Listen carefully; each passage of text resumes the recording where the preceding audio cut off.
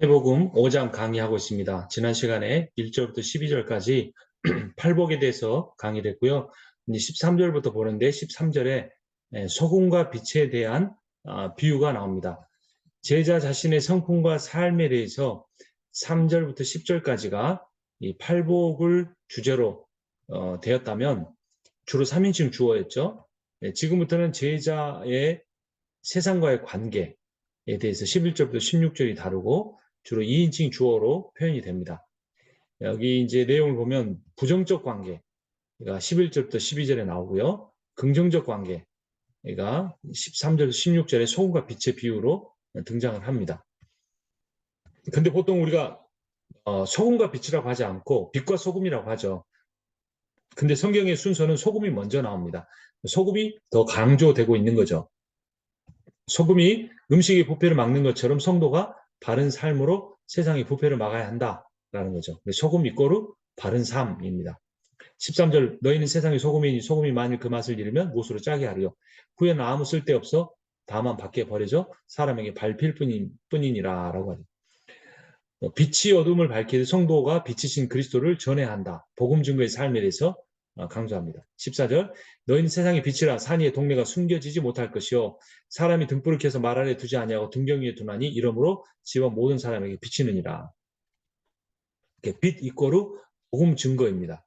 근데 너희는 소금이 되라. 너희는 빛이 되라가 아니고 너희는 소금이다. 너희는 빛이다 라고 선언해요. 그래서 이 빛이 되고 소금이 되는 것은 내 힘으로 노력해서 되는 게 아니라는 겁니다.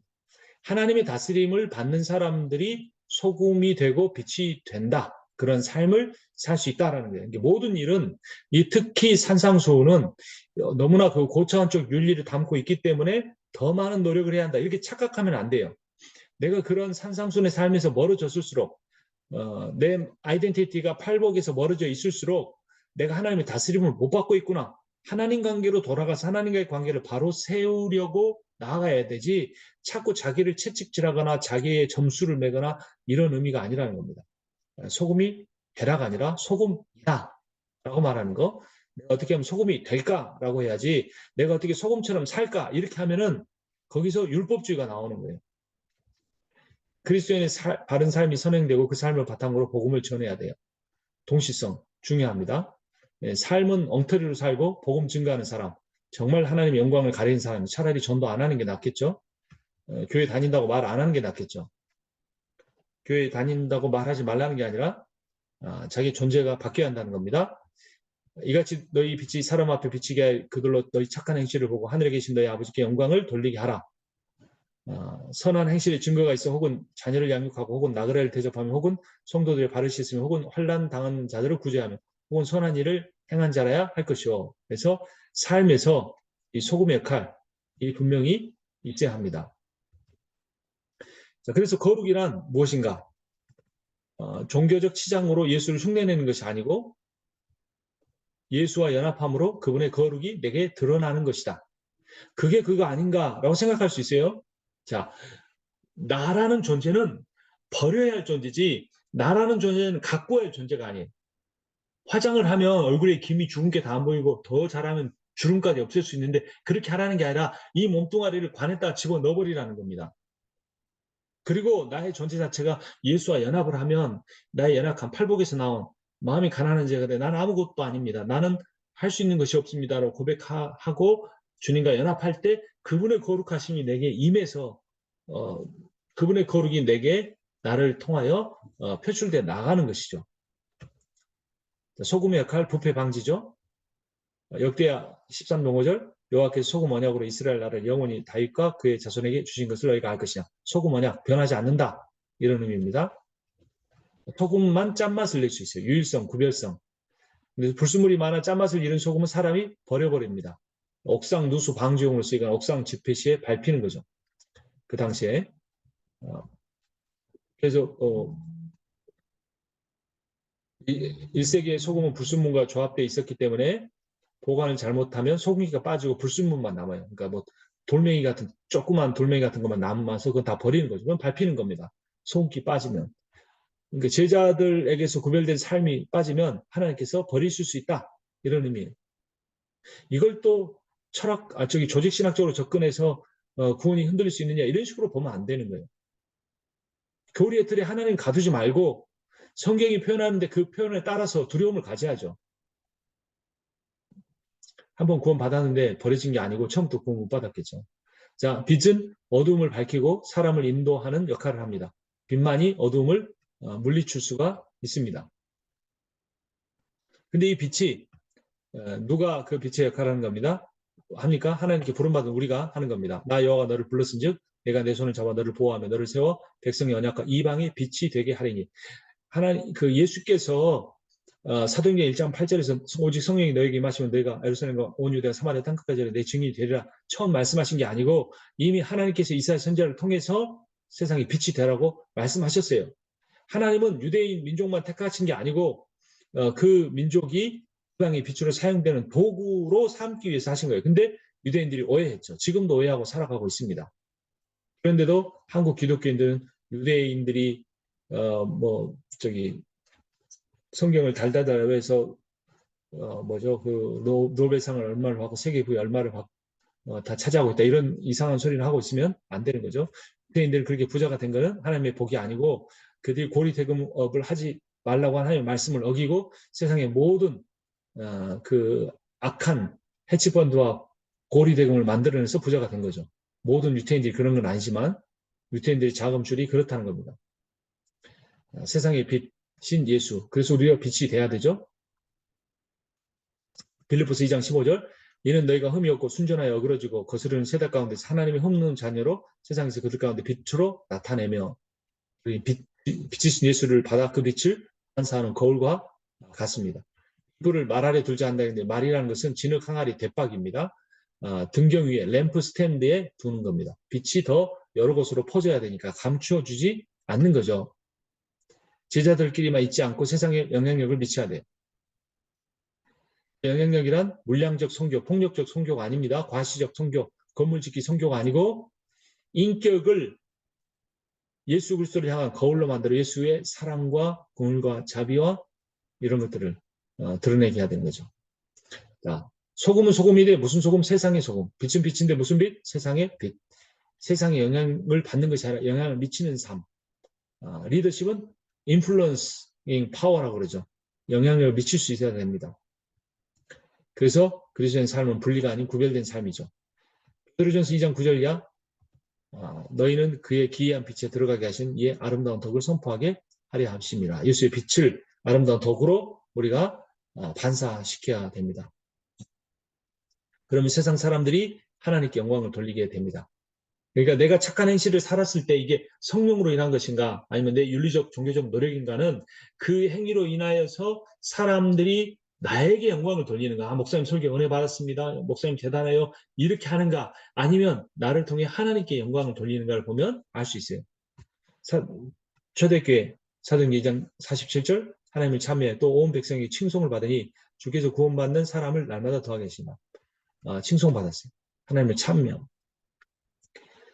율법과 예수 관계를 어떻게 정리해야 되는가? 율법은 유대인들이 잘 살펴보니까 248개 뭐뭐 하라는 정언명령과 365개 하지 말라는 부정명령이 있었습니다.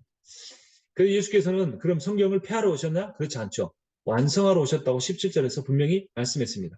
완성하다, 플레로사이, 이거는 가득 채우다라는 겁니다. 그 말레라고 하는 히브리에서 왔는데요. 그러니까 무슨 의미냐? 그 율법의 참 의미를 드러내고 그대로 행동하면 본래 삶을 본래 그 율법의 목적을 이루는 것, 이루었던 것. 이게 그리스도의 삶, 이게 율법을 완성하신 거라는 겁니다. 그러니까 간단히 말하면 율법의 정신을 예수께서 실천하셨다. 이게 율법을 완성하신 겁니다. 율법의 조항 하나를 문자적으로 종교적으로 지킨 건 아니지만 그런 율법의 완성이란 뭐 여러 가지로 이야기할 수 있는데 자신이 대접을 받고 싶은 대로 남에게 대접하라. 이거 정말 너무 쉬운 거 아닌가? 이게 무슨 이게 율법을 완성하는 건가? 근데 여러분 이게 참 놀랍습니다. 왜 사람이 나에게 강팍하게 할까? 내가 그런 그 사람 강팍하면 바꾸려면 어떻게 해야 되는가? 같이 강팍해지는 건가? 아니죠.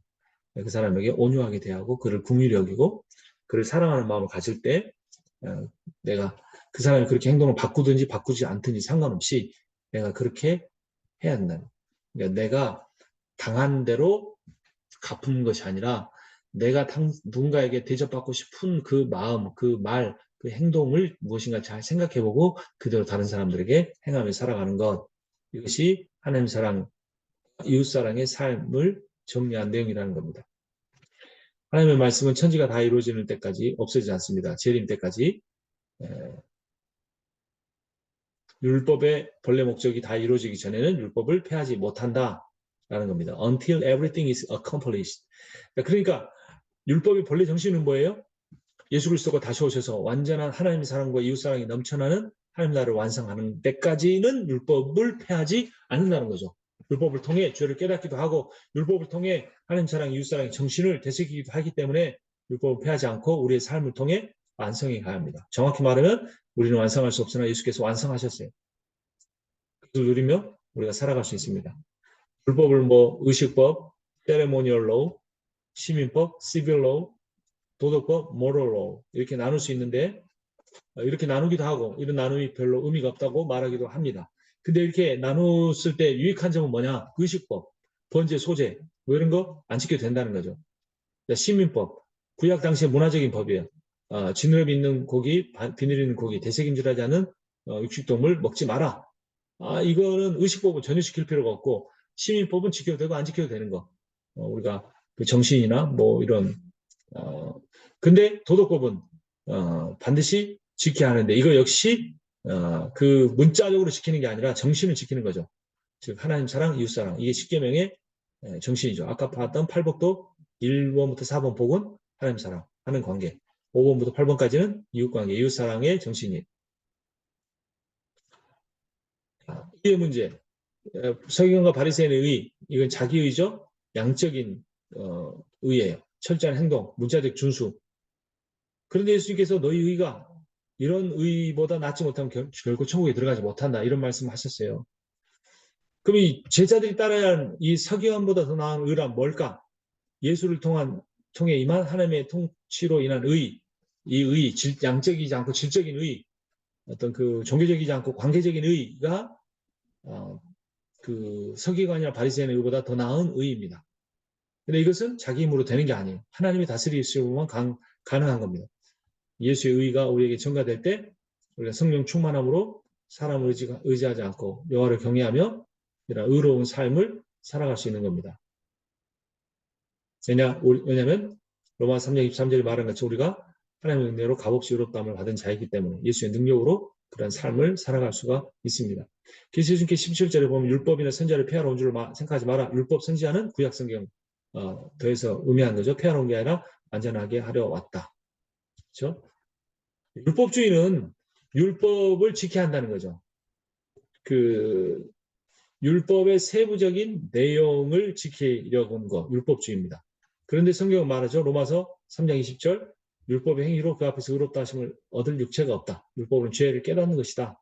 율법에 한 의가 나타났다. 한 의는 예수 그리스도이죠. 자, 율법을 지켜야 한다는 율법주의도 잘못인데 반대로 율법 더 이상 지킬 필요 없다. 율법 폐기론 이것도 잘못이에요. 왜냐하면 율법에 내용이 없으면 율법 정신도 없어요.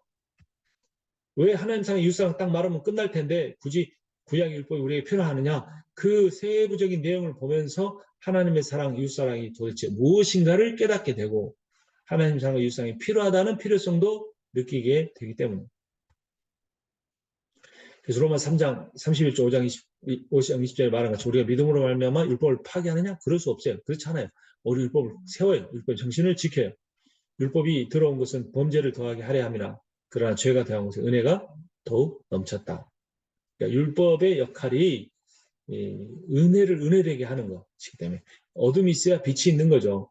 마찬가지로 율법이 있어야 은혜가 넘치게 된다라는 겁니다. 그래서 율법의 정신을 실천해야 되는데 예수께서 말씀하신 것처럼 너의 하나님을 사랑하고 내 이웃을 내 자신같이 사랑하라. 함으로써 그것을 볼 수가 있습니다. 그다음에 21절, 22절 살인하지 말라는 내용이 나오는데요. 여기서 보면 다른 살인의 예가 나옵니다. 뭐냐면 형제를 라가라 하는 자입니다. 라가, 바보, 멍청이 이런 거. 그냥 실수로 나온 말이 아니라 진실로 그 사람을 경멸하는 이런 말하는 사람은 어디로 간다? 지옥불에 간다라는 거죠. 근데 예수께서 이 말씀의 의미를 재해석하신 거예요. 구약율법은 뭐예요? 살인하지 말라. 여기서 끝이에요. 그런데 예수님께서 뭐라고 말씀하신 겁니까? 분노와 멸시도 금지하셨어요. 이런 걸 뭐라고 말합니까? 인격 살인이라고 하죠. 그 존재를 완전히 멸시하는 것. 그에게 분노를 쏟아붓는 것. 그래서 반대는 뭡니까? 겸손과 사랑이에요. 예수가 하셨던 거예요. 예수 구원의 의미입니다. 그런데 예수를 믿는다고 하는 사람이 철저하게 믿는다고 하는 사람일수록 쉽게 자기하고 신학적 견해가 맞지 않는 사람에게 분노하고 그들을 멸시하는 말을 하는 아까도 말씀드렸는데 하나님이 온전하신 것이지 나의 하나님에 대한 이해가 온전한 건 아니에요. 성경이 온전한 거지 성경을 근거로 만드는 교리가 온전한 건 아니에요. 근데 자신이 생각하는 하나님 관과 자신이 생각하는 성경의 내용 해석에서 벗어나려고 하면 분노하고 멸시하는 거 살인이에요. 살인. 하나님의 영이 있는 사람은 교리적으로 바른 말을 하고 뿐만 아니라 그 사람의 언행에는 반드시 하나님의 사랑이 있을 수 있습니다. 있어야 합니다. 이 라가라는 말, 아까 바보천치라고 했지만 골빈놈이라는 그런 의미도 라고 볼 수도 있는데요. 보통 랍비가 제자를 파문할 때 일반 사람들은 다른 사람을 멸시할 때 라가라고 했어요. 두 가지 경우. 랍비가 제자 파문할 때도 라가다. 이 바보 멍청이 이럴 때도 있고 일반인이 다른 사람 멸시할 때 라가라고 했어요. 이런 마음의 분노에 차서 그런 악한 말을 한 거죠. 이게 살인의 행동이 될 수도 있습니다. 욕하는 말 자체보다는 욕하는 이 마음의 태도가 문제라는 겁니다. 그거는 핵심이 관계이기 때문에. 말이 마음에서 나오고 관계를 파거나 태우기 때문에 함부로 이야기하는 것, 이게 살인하는 것과 똑같다는 겁니다. 율법은 죽이지 않으면 된다 하지만 하나님의 통치를 받는 제자는 성품과 태도까지 변화돼야 하는 거죠. 그래서 결국 라가를 했느냐 안 했느냐 이게 중요한 게 아니고 몇 번 했느냐 너 살인 몇 번이 전과 몇 번이냐 이게 아니고 사랑이 있느냐 없느냐의 문제인 거예요. 라가라 하는 그 사람의 인격에는 다른 사람을 향한 사랑이 없어요. 목회하면서도 때로는 생각해 봅니다. 내 안에 사랑이 있나? 제가 아까 제 자녀들 위주로 이제까지 살아왔다고 생각하는데 때로는 생각해 봅니다. 내 안에 정말 나를 향한 하나님의 사랑 같은 그런 사랑이 내 안에 있나 생각해 봐요. 분주할수록 사랑이 없더라고요. 그러니까 그 사랑이 없으면 내가 운전하는데 내 앞차로 들어오기만 하는데 나가야 이럴 수 있어요. 내 자식한테도 잘해주다가 기분 나쁘면 나가라고 할 수 있습니다. 아내에게도 배우자에게도 마찬가지예요. 근데 그 형제를 미워하는 자마다 살인하는 자다. 요한일서 3장 15절 예수님의 말씀을 다시 확인해 줍니다. 예수님의 가장 큰 사랑을 받았던 요한이 그런 말을 한 겁니다. 그런 사람 안에 영생이 그 안에 거하지 않아요. 영생은 안 죽고 계속 사는 게 아니에요. 지옥에도 그렇잖아요. 지옥 가서도 안 죽잖아요. 영생은 예수의 생명이에요. 예수 생명이 그 안에 거한 사람이 사랑이 있기 때문에 예수 생명이 있는 영생이 있는 사람은 형제를 미워하거나 라가를 하지 않습니다. 물론 순간적으로 그럴 수 있지만 곧바로 회개하고 하나님 앞에서 회개하는 게 아니라 그 사람한테도 잘못했다고 뉘우칠 수가 있어요. 인간관계는 하나님 관계에 영향을 미칩니다. 요한일서 4장 20절 누구든지 하나님을 사랑하노라 하고 그 형제를 미워하면 그 형제에게 라가라 하면 그는 거짓말하는 자다. 보는 바 그 형제를 사랑하지 아니하는 자는 보지 못하는 바 하나님을 사랑할 수 없다. 보이는 형제도 못 사랑하면서 보이지 않는 하나님을 사랑한다고 말해요. 하나님을 사랑한다는 어떤 그런 신앙을 갖고 있는 사람이 자기하고 신학적 견해가 다르다고 욕을 마구마구 해요. 그 사람 안에는 영은 성령이 아닐 가능성이 많습니다.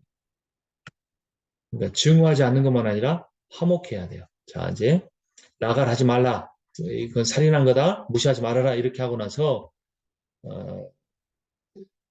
재단에 제물 바치러 가다가 누구하고 싸운 일이 생각났어요. 그러니까 어떻게 형제하고 화목하고 그 후에 와서 예물을 드리라 라고 말합니다. 하나님과 관계보다 사랑 관계를 우선순위 안에 그건 아니죠.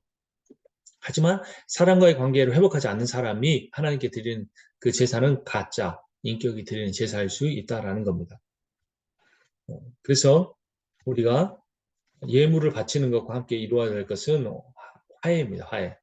관계가 회복되는 것. 내가 아직 회복되지 않은 관계 가운데 있는 사람이 있다면 나는 하나님 앞에 온전한 예배를 드리기가 참 어렵습니다. 로마서 12장 1절 그러므로 형제들아 내가 하나님의 모든 자비하심으로 너희를 권하노니 너희 몸을 하나님이 기뻐하시는 거룩한 산제물로 드리라. 이는 너희의 영적 예배니라. 그 몸이란 육체를 가리키는 사륵스가 아니라 전인격을 가리키는 소마가 사용됐습니다. 근데 전인격을 하나님 앞에 드리는 것. 이것이 하나님이 기뻐하시는 예배입니다. 자, 분노를 당한 사람에게 어떻게 해야 되는가? 23절, 24절을 보면 그러므로 예물을 드리다가 거기서 내 행적이 원망 들을 만한 일이 있는 것이 생각나거든 먼저 화목하고 와서 제물을 드리라 이렇게 이야기를 했죠. 그래서 나의 다른 사람의 분노가 나를 삼키지 못하게 다른 사람과 관계가 좋지 않고 내가 그 사람 관계가 악한 가운데 예배를 드리면 그 사람이 나를 얼마나 판단하고 더 분노를 갖겠습니까? 그래서 하나님께서 구약에도 이미 말씀하셨어요. 나는 인애를 원하고 제사를 원하지 아니하며 번제보다 하나님 많은 것을 원한다. 그러니까 관계를 바로 해라. 인애를 가져라. 그 loving kindness, faithful love, 지속되는 사랑. 이것이 중요한 거지. 제사, 형식적인 제사 중요하지 않다. 네가 형제들과 그런 인애가 없으면 나에게도 인애가 없다. 나에게 인애를 갖지 않은 자들이 천천히 만만의 강물과 같은 강수와 같은 재물을 바쳐도 소용이 없다라는 겁니다. 자, 간음하지 말라는 것에 해석이 또 나옵니다. 간음하지 말라 했다는 걸 너희가 들었으나 하고 27절에 말합니다. 간음은 성에 관한 어떤 그 계율, 거룩에 관한 계율이라기보다 부부관계에 관한 계율이에요. 그러니까 성관계가 몸을 더럽힌다 이런 개념보다 윤리적 타락했다 이것보다는 네가 그 아내와 남편과 가져야 할 그 관계를 다른 사람과 가짐으로 너의 배우자에 대한 어떤 그 관계를 파괴했다. 이게 문제라는 거예요. 그럼 육체적으로 간음 안 하면 되는가? 아니다. 마음의 간음을 해도 마찬가지다라는 거예요. 음욕을 품든 진정한 사랑을 하든 부부관계를 떠나서 갖는 이성적 사랑은 온전할 수가 없다라는 겁니다. 구약에서 부부관계 외도를 우상숭배의 비유로 자주 사용했죠. 남녀관계가 문란한 사람은 신앙생활도 문란하다. 속일 수는 있지만 하나님은 아신다. 하나님은 마음의 일부만 아니라 마음의 전체를 받기 원하신다. 3일상 7장 3절 만일 너희가 전심으로 여호와께 돌아오려거든 너희 마음을 여호와께로 향하여 그만을 섬기라. 주님이 우리에게 원하시는 것은 마음입니다. 목사가 마음을 하나님 앞에 드리지 않으면 누구한테 드렸겠느냐고 생각할 수 있지만 저의 마음은 참 세상적인 것으로 가득 찰 때가 있습니다. 교회에 대한 생각도 또 숫자적이거나 또 물량적인 그런 또 내가 원하는 데 이끌고 가지 않은 그런 이기적인 어떤 생각일 때가 참 많습니다. 그런데 전심으로 여호와께 돌아와 그분을 섬겨야 할 상태가 저의 상태이기도 합니다. 자, 간음 행위를 만들어내는 마음의 정욕에 대해 지적하는 것이죠. 나는 너에게 이르노니 음욕을 품고 여자를 보는 자마다 마음에 이미 간음하였느니라. 그러니까 이거는 마음 전체가 하나님의 통치를 받아야 가능한 일이에요. 주일날 성경 지키고 주일 평일 몇 번 왔다 갔다 한다고 되는 일이 아니에요. 마음은 늘 나와 함께하기에 그 마음을 하나님의 통치 안으로 가져오는 건 참 어려운 일입니다. 배우자에게도 주의할 것은 몸만 아니라 마음이기도 하죠. 금지의 대상은 최초의 음욕의 충동이 아니라 이어지는 응시와 계속되는 상상이라는 겁니다. 돌아보지 마라. 충동을 느끼는 장소에 가지 마라. 그런 위험에 빠질 수 있는 환경을 허락하지 마라. 이게 중요합니다. 물론 성적인 욕구 자체가 악한 것은 아닙니다. 그런데 부부관계의 성은 하나님의 귀한 선물이므로 그 울타리 안에서 누려야 한다는 거죠. 눈이 가늠하면 어떻게 합니까? 오른쪽 눈을 빼버려라. 오른손이 실족하게 하면 그 손을 잘라버리고라도 천국에 들어가는 것이 맞다. 천국에 들어가는 것이 그만큼 어렵다라는 거예요. 천국 들어가는 건 너무 쉽게 사은품 붙여놓은 전도지 나눠주고 되는 것이 아니라는 겁니다. 우리 교회 출석시켜서 되는 것이 아니라는 겁니다. 애를 낳지 못하는 사람이 인중 노력으로 애를 낳을 수 없는 것처럼 진정한 관계 속에 있지 않으면 새 생명을 잉태하기 어려운 거죠. 마음의 동기만 아니라 외적 거룩의 유지도 중요함을 강조하고 있습니다. 그러니까 두 가지 다 중요한 거예요. 마음으로 거룩한 것도 그렇고 몸으로 거룩한 것도 그렇고. 예수님께서는 그래서 불법 이혼도 간음이라고 말씀합니다. 32절에 누구든지 음행한 이유 없이 아내를 버리면 그로 간음하게 한 것이다. 그러니까 자기가 다른 여자하고 살고 싶어서 아내에게 이혼증서 내보내고 나서 내가 그 합법적으로 다른 여자를 취해도 그것은 간음 관계다라는 거예요. 시도 동기 자체가 잘못됐기 때문에. 당시에는 아내에게 이혼 증서만 써주면 남편은 이혼 청구할 수 있었어요. 힐레라파는 모든 남편의 불만을 다 받아줬어요. 밥을 태워도 이혼할 수 있었습니다. 정말 잘못된 가부장적 사회였죠. 예수님은 음행한 경우에만 이혼을 청구할 수 있다고 해석하신 거예요. 그래서 여기는 이혼을 가능한가 안 한가에 대한 이슈보다는 남성이 함부로 여성을 버릴 수 없도록 하는 그런 여성의 그 권위, 그 삶의 기본적 권리에 대해서 말을 하는 겁니다. 그래서 여기서 성적 거룩을 추구하라는 그런 것이 아니라 부부간에 언제나 하나됨을 강조하는 겁니다. 항상 부정적인 면으로 보기보다 긍정적인 면으로 하나님 무엇을 이루시는가 하는 그 관점에서 봐야 되는 거죠. 부부관계는 예수를 통한 하나님과의 관계를 반영하죠. 남편들 아내 사랑하기를 그리스도께서 교회를 사랑하시고 그 교회를 위하여 자신을 주신같이 하라. 부부관계 매우 소중한 것은 그 부부관계 속에서 하나님과의 영적인 관계를 누릴 수 있는 그것을 반사하기 때문에 그렇습니다. 그래서 나와 배우자의 관계의 깊이가 정확하게 나와 하나님과의 그 관계의 깊이를 드러내 줍니다. 그래서 하나님은 성적 타락일 뿐만 아니라 부부관계를 파괴하고 하나님과의 관계까지 파괴하는 겁니다. 최초의 원죄가 바로 부끄러워서 그 결과 부끄러워서 서로 몸을 가렸던 거죠. 그래서 그 관계를 온전하게 회복시켜주기 위해 가죽 옷을 지어 입혀주셨고 그들이 다시 하나가 될 수 있도록 도와주시려고 한 거죠. 아담이 왜 너 벌거벗은 거 어떻게 알았냐고 묻자 당신이 내게 준 그 여자가 내게 주었으므로 내가 먹었나이다 하면서 그 여자에게 잘못을 돌리고 또 그 여자를 자신에게 주신 하나님까지 탓을 한 거죠. 그래서 간음은 영적 타락이라고 봐야 합니다. 맹세하지 말라라는 그런 말씀이 있습니다. 헛맹세하지 말라고 레위기 12장 19절에 있었죠. 그럼 맹세한 거 지키라 그랬어요. 그래서 33절 마태복음 5장 33절 보면 옛사람에게 말하면 헛맹세를 하지 말고 또 맹세한 걸 주께 지키라 했다는 것을 너희가 들었으나 라고 하죠. 그런데 맹세하면 지켜라 이건데 예수님께서 뭐라고 하시는 거예요? 맹세를 하지 말아라. 부분적으로 하든 전체로 하든 하지 말아라. 그 이유가 뭐냐면 맹세를 한다는 것 자체가 깨어진 관계를 의미하기 때문에 못 믿으니까 맹세하는 거예요. 그러니까 그 믿음의 공동체 안을 전제하고 있는 거겠죠. 그래서 신뢰 관계를 회복하는 것이 필요하다라는 거죠. 어떤 이름으로도 맹세하지 말라. 사실만 이야기하라라는 겁니다. 옳다 아니면 그르다라고 표현해라. 라는 거죠. 그래서 맹세를 하지 않아도 서로 신뢰할 수 있도록 깨어진 관계를 회복하는 것이 중요합니다. 인격과 말이 신실하면 맹세가 필요 없는 사회가 만들어지겠죠.